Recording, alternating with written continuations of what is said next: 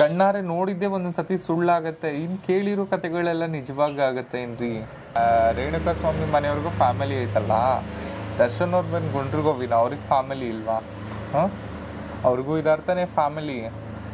ಅವ್ರ ಮನೆ ಮಕ್ಳು ಮಾತ್ರ ಇಂಪಾರ್ಟೆಂಟ್ ಅಂದ್ರೆ ಕಂಡೋರ್ ಮನೆ ಮಕ್ಳೇನು ಇಂಪಾರ್ಟೆಂಟಾ? ರೇಣುಕಾ ಸ್ವಾಮಿ ಏನಾರ ಘನ ಕಾರ್ಯನ ಮಾಡಿದ್ನು, ಮಾಡಬಾರ್ದು ಕೆಲಸನ ಮಾಡಿದ್ನು, ಅವನನ್ನ ಡಿಫೈನ್ ಮಾಡ್ಕೊಳಕ್ಕೆ ಎಷ್ಟು ಜನ. ಅವ್ನು ಹಲ್ಕ ಕೆಲಸ ಮಾಡಿದ್ರದಕ್ಕೆ ತಾನೇ ಇದೆಲ್ಲ ಆಗಿರೋದು.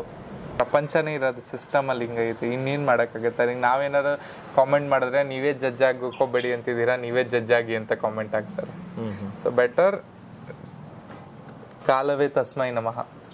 ಕ್ಲೋಸೆಸ್ಟ್ ಆಗಿ ನೋಡಿರೋರು ಅವ್ರನ್ನ, ಓಕೆನಾ? ಯಾವ ಮನುಷ್ಯ ಯಾರಿಗೂ ಕೆಟ್ಟದ್ ಬಯಸ್ಲಾರ್ದು ಅವ್ನಿಗೆ ಇಡೀ ಪ್ರಪಂಚನೇ ಕೆಟ್ಟದ್ ಬಯಸಕ್ ನಿಂತೈತೆ ಅಂದ್ರೆ ಯೋಚನೆ ಮಾಡಿ. ಮೇಡಮ್ ಆಕ್ಚುಲಿ ನೀವು ಅಂದ್ರೆ ನೀವು ಎಲ್ಲಿಂದ ಅಂದ್ರೆ ನಿಮ್ಮ ಮೂಲತಃ ಮುಂಚೆ ಏನಾಗಿದ್ರಿ? ನಕ್ಷತ್ರ ಆಗೋದಕ್ಕಿಂತ ಮುಂಚೆ ಏನಾಗಿದ್ರಿ? ಮುಂಚೆ ಬೇಡ, ಇವ್ರೆ ಪಾಸ್ಟ್ ಲೈಫ್ ಅನ್ನೋದು ಯಾವತ್ತೂ ಯೋಚನೆ ಮಾಡಬಾರ್ದು. ಪಾಸ್ಟ್ ಇಸ್ ಪಾಸ್ಟ್ ಅಂತಾರೆ. ಒಂದು ಗುಲ್ಬರ್ಗದಲ್ಲಿ ಹುಟ್ಟಿ ಸಿದ್ಧಗಂಗಾ ಮಠದಲ್ಲಿ ಅನ್ನ ತಿಂದು ಮಠದಲ್ಲಿ ಅಲ್ಲಿ ಹರಿತಿರೋ ರಕ್ತನ ಇವತ್ತು ನಾವು ಮಾಡಬೇಕು ಸೊಸೈಟಿಗೇನು ಅಂತ ಇನ್ಸ್ಪಿರೇಷನ್ ತೊಗೊಂಡು ಮಾಡ್ತಾ ಇದ್ದೀವಿ. ಸೆಕೆಂಡ್ ಥಿಂಗ್, ಎರಡನೇದು ನಾನು ಹೇಳ್ತಿದ್ದೀನಲ್ಲ, ನಮ್ಮ ಮನೇಲೆಲ್ಲ ವೆಲ್ ಸೆಟಲ್ಡ್ ರೀ. ಬಟ್ ಏನು ಮಾಡೋದು, ನಮ್ಮ ಹಣೆ ಬರ, ನಾವು ತೊಗೊಂಡಿರೋ ಚಾಯ್ಸ್. ಸೊ ಬಟ್ ಅನುಭವಿಸ್ತಾ ಇದ್ದೀವಿ ಅಷ್ಟೇ. ಸೊ ಈ ಥರ ಟ್ರಾನ್ಸ್ಜೆಂಡರ್ ಆದಮೇಲೆ ನಿಮ್ಗೆ ಏನೆಲ್ಲ ಚಾಲೆಂಜಸ್ ಬಂತು? ಎಲ್ಲ ಚಾಲೆಂಜ್ ಅದ ರೀ. ಈಗ ಎಲ್ಲನೂ ಚಾಲೆಂಜ್ ಇರುತ್ತೆ. ಈಗ ನಾವೊಂದು ಲೋಟ ನೀರು ಎತ್ಕೊಂಡು ಕುಡಿಬೇಕನ್ನೋ ಅದೊಂದು ಚಾಲೆಂಜ್ ಇದ್ದಂಗೆ ನಾವು ಕಷ್ಟ ಪಡಬೇಕು ಅನ್ನೋ ಭಾಳ ಇರುತ್ತೆ, ಹೇಳ್ಕೊಳಕ್ಕಾಗಲ್ಲ. ಈಗ ನಮ್ಮ ಪಾಸ್ಟ್ ಲೈಫ್ ನೆನ್ಕೊಂಡ್ರೆ ಒಂದು ನಿಮಿಷಕ್ಕೆ ಹೇಳಕ್ಕೇನಿಲ್ಲ, ಅಲ್ಲ ಅಳದೇ ಇರುತ್ತೆ. ಹಿಂತಿರುಗಿ ನೋಡಿದ್ರೆ ಬರೀ ಕಷ್ಟನೇ ಇರುತ್ತೆ ಹೊರತು ಸುಖದ ಜೀವನ ಏನಿರಲ್ಲ. ಮುಳ್ಳಿನ ದಾರಿನೇ ಕಾಣುತ್ತೆ ಹಿಂದೆನೂ, ಓಕೆನಾ? ಹಿಂದೆ ಮುಳ್ಳಿನ ದಾರಿ, ಇವಾಗ ಹೂವಿನ ದಾರಿ ಇರೋದು ಅಷ್ಟೇ ಸ್ವಲ್ಪ, ಓಕೆನಾ? ಅದರಲ್ಲೂ ಕೂಡ ಪಾಲಿಟಿಕ್ಸು, ಅದು ಇದು ನೆಪೋಟಿಸಮ್ಮು, ಯಪ್ಪಪ್ಪಪ್ಪಪ್ಪಪ್ಪ. ನಾ ಹೇಳಿದ್ದೀನಲ್ಲ, ಸಿಸ್ಟಮೇ ಇರೋದು ಹಿಂಗೆ. ಸಿಸ್ಟಮಲ್ಲಿ ಏನು ಮಾಡೋಕ್ಕಾಗತ್ತೆ ನಾವುಗಳು? ಅಂದ್ರೆ ಇವಾಗ ಪರವಾಗಿಲ್ವಾ? ಅಂದ್ರೆ ಮುಂಚೆ ಕಷ್ಟಪಟ್ಟಂತ ಕಷ್ಟಕ್ಕೂ ಇವಾಗ ನೀವು ಈಗ ಏನು ಚೂಸ್ ಮಾಡ್ಕೊಂಡಿದ್ದೀರೋ ಒಂದು ನಡೀತಾ ಇದೆ, ಗೋಯಿಂಗ್ ಆನ್. ಲೆಕ್ಕ ನೋಡಿದ್ರೆ ಇಟ್ಸ್ ಗೋಯಿಂಗ್ ಆನ್. ಮೇಡಮ್, ಈಗ ನೀವು ಹೇಳಿದ್ರಿ ಡಿ ಬಾಸ್ ನಮ್ಮ ಅಣ್ಣ ಇದ್ದಂಗೆ ಅಂತಂದ್ರೆ, ಸೊ ಅವ್ರಿಗೆ ಫಸ್ಟ್ ಜೂನ್ 2024 ಮೋಸ್ಟ್ಲಿ 2024 ಜೂನಲ್ಲಿ ಈ ತರ ಒಂದು ಅರೆಸ್ಟ್ ಆದ್ರು. ಸೊ ಅವಾಗ ಹೆಂಗ್ ಅನಿಸ್ತು? ಯಾವ ತರ ಸಿಚುವೇಶನ್ ಫೇಸ್ ಮಾಡಿದ್ರಿ? ಸಿಚುವೇಶನ್ ಅನ್ನೋದಕ್ಕಿಂತ ದಟ್ ಈಸ್ ಬ್ಲ್ಯಾಕ್ ಡೇ. ನಮಗೆಲ್ಲ ಒಂಥರ ಬೇಜಾರಾಯಿತು ರೀ. ಕಾನೂನು ನೋಡ್ಕೊಳ್ರಿ. ಆ ಮೀಡಿಯಾದವರು ಸಾರಿ ಹಿಂಗಂತ ನೀವು ಒಂದು ಮೀಡಿಯಾ ಆಗಿ ಏನ್ರಿ ಇರೋದನ್ನ ಹಾಕ್ಬೇಕು? ನಮ್ಗೆ ಗೊತ್ತೇ ಇಲ್ಲ ಆ್ಯಕ್ಚುಲಿ ಏನು ನಡೀತಾ ಇದೆ ಅಂತ. ಕಣ್ಣಾರೆ ನೋಡಿದ್ದೆ ಒಂದೊಂದು ಸತಿ ಸುಳ್ಳಾಗತ್ತೆ, ಇನ್ನು ಕೇಳಿರೋ ಕತೆಗಳೆಲ್ಲ ನಿಜವಾಗ ಆಗತ್ತೆ ಏನ್ರಿ? ಅಯ್ಯೋ, ಒಂದು ನಿಮಿಷಕ್ಕೆ ಕ್ಷಣ ಪಿತ್ತ ಇವರ ಜೀವನ. ಏನಕ್ಕೆ ಹಂಗೆ ಮಾಡಿದ್ರು? ಈಗ ರೇಣುಕಾ ಸ್ವಾಮಿ ಮನೆಯವ್ರಿಗೂ ಫ್ಯಾಮಿಲಿ ಐತಲ್ಲ, ದರ್ಶನ್ ಅವ್ರು ಬಂದು ಗುಂಡ್ರಿಗೋವಿನ ಅವ್ರಿಗೆ ಫ್ಯಾಮಿಲಿ ಇಲ್ವಾ? ಅವ್ರಿಗೂ ಇದಾರ್ತಾನೆ ಫ್ಯಾಮಿಲಿ. ಅವ್ರ ಮನೆ ಮಕ್ಳು ಮಾತ್ರ ಇಂಪಾರ್ಟೆಂಟ್ ಅಂದ್ರೆ ಕಂಡೋರ್ ಮನೆ ಮಕ್ಳೇನು ಇಂಪಾರ್ಟೆಂಟಾ? ರೇಣುಕಾ ಸ್ವಾಮಿ ಏನಾರ ಘನ ಕಾರ್ಯನ ಮಾಡಿದ್ನು, ಮಾಡಬಾರ್ದು ಕೆಲಸನ ಮಾಡಿದ್ನು, ಅವನನ್ನ ಡಿಫೈನ್ ಮಾಡ್ಕೊಳಕ್ಕೆ ಎಷ್ಟು ಜನ. ಅವ್ನು ಹಲ್ಕ ಕೆಲಸ ಮಾಡಿದ್ರದಕ್ಕೆ ತಾನೇ ಇದೆಲ್ಲ ಆಗಿರೋದು.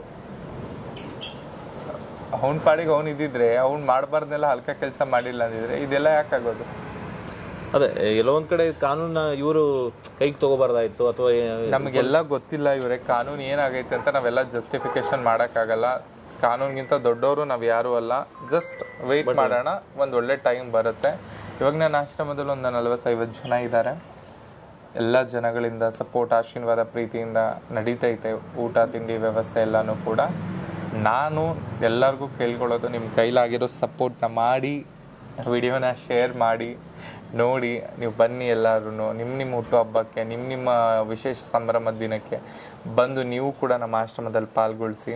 ಹೊಸದವ್ರಿಗೆ ಹೊಟ್ಟೆ ತುಂಬಿದವ್ರಿಗೆ ಅನ್ನ ಹಾಕಿದ್ರೆ ವ್ಯಾಲ್ಯೂ ಇರಲ್ಲ, ಏನೋ ಇಲ್ದವ್ರಿಗೆ ಅನ್ನ ಹಾಕಿದ್ರೆ ಅದೇ ನಿಜವಾದ ಸ್ವರ್ಗ ಅಂತ ಹೇಳೋಕ್ಕೆ ಇಷ್ಟಪಡ್ತೀನಿ. ನಮ್ಮಲ್ಲಿ ಇದ್ದಿದ್ದು ಧೈರ್ಯ, ನನ್ನಲ್ಲಿ ಇದ್ದಿದ್ದು ಇದು ಕುಗ್ಗೋಗ್ಬಿಟ್ಟಿದ್ದೀವಿ ಸ್ವಲ್ಪ ದಿನಗಳಿಂದ ಇದೆಲ್ಲ ನಡೀತಿರೋದೆಲ್ಲ ನೋಡಿ. ಸೊ ಆದಷ್ಟು ಬೇಗ ಬಿಲ್ಡಿಂಗ್ ಇನಾಗ್ರೇಷನ್ ಮಾಡ್ತೀನಿ. ಈಗೆಲ್ಲ ರೂಮರ್ಸ್ ಆಗ್ತೈತೆ, ನಕ್ಷತ್ರನ ಜಾಗ ವಾಪಸ್ ತೊಗೊಂಡ್ರಂತೆ, ನಕ್ಷತ್ರ ಹಂಗೆ ಸರ್ಕಾರ ವಾಪಸ್ ಇದು ಮಾಡ್ತಂತೆ, ಕೇಸ್ ಆಯ್ತಂತೆ ಅಂತ. ಗಾಳಿ ಸುದ್ದಿಗಳು 1000 ಇರ್ತವೆ ಇವರೇ ಅನ್ನೋದಕ್ಕೇನು 1000 ಮಾತಾಡ್ತಾರೆ. ಬೀದಿ ನಾಯಿಗಳು ಬೊಗಳಿದ್ರೆ ದೇವಲೋಕಕ್ಕೆ ಎಲ್ರಿ ಇದಾಗಬೇಕು. ಹಾಗೆ ನಾನು ಮಾಡ್ತಿರೋ ಕೆಲಸ ನನಗೇನು ಅಂತ ಗೊತ್ತು. ನನ್ನ ಹಠ, ನನ್ನ ಛಲ ನಾನು ಬಿಡೋದು ಇಲ್ಲ. ಓಕೆನಾ, ನನ್ನ ಜನಗಳ ಆಶೀರ್ವಾದ ನನ್ನ ತಲೆ ಮೇಲೆ ಐತೆ. ಅಷ್ಟು ಜನಗಳ ಆಶೀರ್ವಾದ ರೀ. ನನಗೊಂದು 60-70 ಸಾವಿರ ಟೋಟಲ್ 1 ಲಕ್ಷ ಜನ ಫಾಲೋವರ್ಸ್ ಇದ್ದಾರೆ. ಅವ್ರೇನು ಹುಚ್ಚರೇನು ರೀ ನನ್ನನ್ನು ಫಾಲೋ ಮಾಡೋಕ್ಕೆ. ನನ್ನಲ್ಲಿ ಇರೋದೇನೋ ಒಂದು ವ್ಯಕ್ತಿತ್ವ ಅವ್ರಿಗೆ ಇಷ್ಟ ಆಗಿರೋದಕ್ಕೆ ತಾನೇ. ಇವತ್ತು ನಾನು ಒಬ್ಬಳು ಯೋಚನೆ ಮಾಡಲ್ಲ, 1 ಲಕ್ಷ ಜನ ನನ್ನ ನೋಡಿ ಯೋಚನೆ ಮಾಡ್ತೀನಿ. ಅವ್ರಿಗೆ ಇಷ್ಟ ಆಗಿರೋದಕ್ಕೆ ತಾನೇ ನನ್ನನ್ನು ಫಾಲೋ ಮಾಡೋದು. ಮತ್ತು ಆ ಪ್ರೀತಿ ಸಂಪಾದನೆ ಮಾಡಿದ್ದೀನಿ, ಸಾಕು. ಅದಕ್ಕೆ ಕೈ ಎತ್ತು ಮುಗಿತೀನಿ. ಮುಕ್ಕೊಟ್ಟು ದೇವ್ರಿಗೂ ಇದೆಲ್ಲ. ಸೊ ಹಾಗಾಗಿ ದೇವ್ರ ದಯೆಯಿಂದ, ಆಶೀರ್ವಾದದಿಂದ ಎಲ್ಲ ಚೆನ್ನಾಗಿ.